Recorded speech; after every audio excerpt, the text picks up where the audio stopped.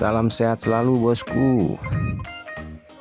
Kali ini saya akan unboxing mesin pompa celup Norus 400 watt Shin Maiwa model CRS 501S.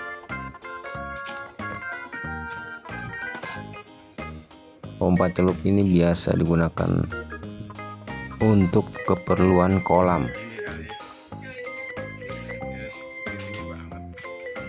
Ini dia mesinnya.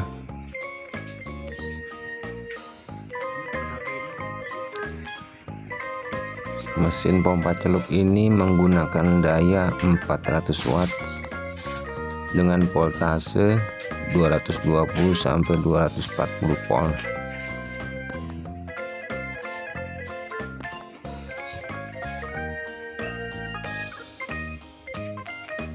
Ini dia bentuk mesin pompa celupnya dari atas,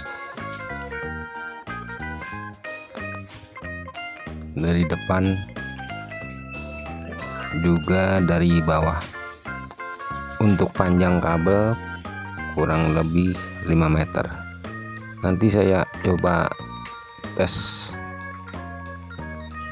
alat ini, hanya tes getar untuk memastikan alat ini berfungsi dengan baik.